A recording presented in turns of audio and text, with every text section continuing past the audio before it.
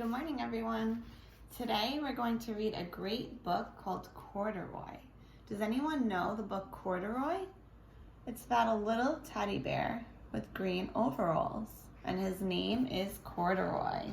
I love this story. Corduroy is a bear who once lived in the toy department of a big store. Day after day, he waited with all the other animals and dolls for somebody to come along and take him home. The store was always filled with shoppers buying all sorts of things, but no one ever seemed to want a small bear in green overalls. Then one morning, a little girl stopped and looked straight into Corduroy's bright eyes. "Oh, Mommy," she said, "look, there's the very bear I've always wanted." "Not today, dear," her mother said. "I've spent too much money already. Besides, he doesn't look new. He lost the button on one of his shoulder straps." Can you see where he's missing a button?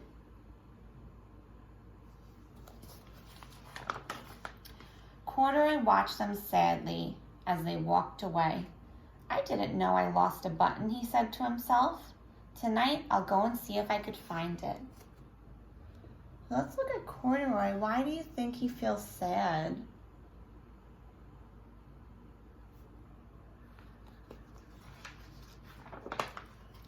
Late that evening, when all the shoppers had gone and the doors were shut and locked, Corduroy climbed carefully down from his shelf, and he began searching everywhere on the floor for his lost button.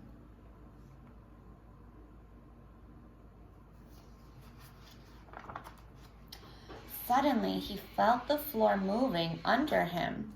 Quite by accident, he stepped onto what is this? Anybody know what this is called? This is an escalator. He stepped onto an escalator and up he went. "Could this be a mountain?" he said. "I think I've always wanted to climb a mountain." Has anyone ever gone on an escalator before? He stepped off the escalator as it reached the next floor, and there before his eyes was a most amazing sight. Tables and chairs and lamps and sofas and rows of beds. "This must be a palace," Corduroy said. "I guess I've always wanted to live in a palace."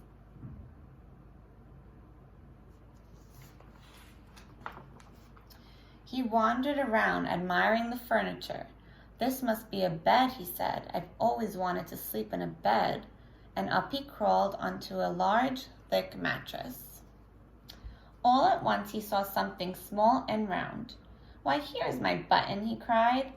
And he tried to pick it up, but like all the other buttons on the mattress, it was tied down tight. Do you think that's Corduroy's button?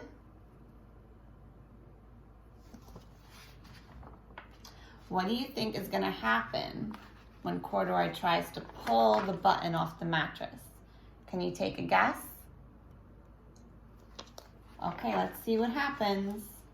He yanked and pulled with both paws until pop, off came the button, and off the mattress Corduroy toppled, bang, into the tall floor lamp, and over it fell with a crash. Uh-oh. Corduroy didn't know it, but there was someone else awake in the store. The night watchman was going on his rounds on the floor above. When he heard the crash, he came dashing down the escalator. "Now who in the world did that?" he exclaimed. "Somebody must be hiding around here."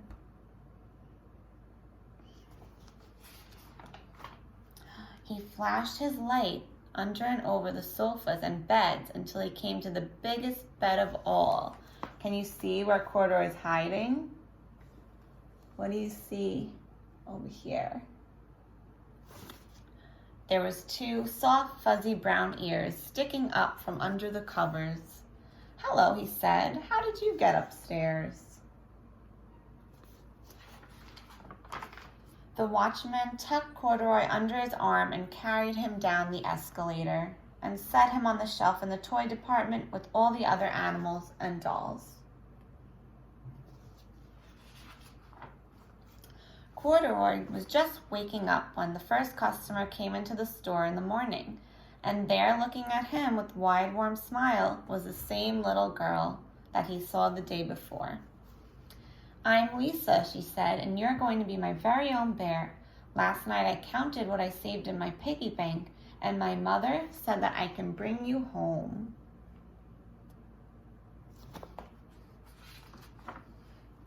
"Shall I put him in a box for you?" the saleslady asked. "Oh, no, thank you," Lisa said. She carried Corduroy home in her arms. She ran all the way up 4 flights of stairs into her family's apartment and straight to her own room. Corduroy blinked. There was a chair and chest of drawers and a girl-sized bed and a little bed just the right size for him. The room was small, nothing like the enormous palace in the department store. "This must be home," he said. "I know, I always wanted a home." Lisa sat down with Corduroy on her lap and began to sew a button on his overalls.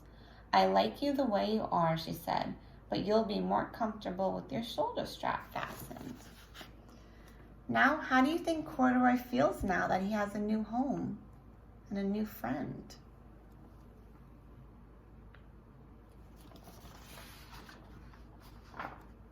"You must be a friend," said Corduroy. "I've always wanted a friend."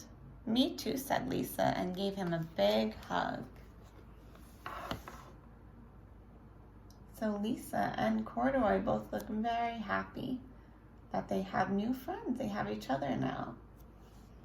The end. I love that book, Corduroy. So does anyone have a special bear or a special stuffed animal at home that is your friend that you love to sleep with and love to play with?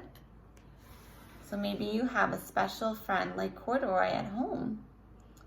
And does he have a name? You could tell me what his name is and you could show me your special stuffed animal. Bye.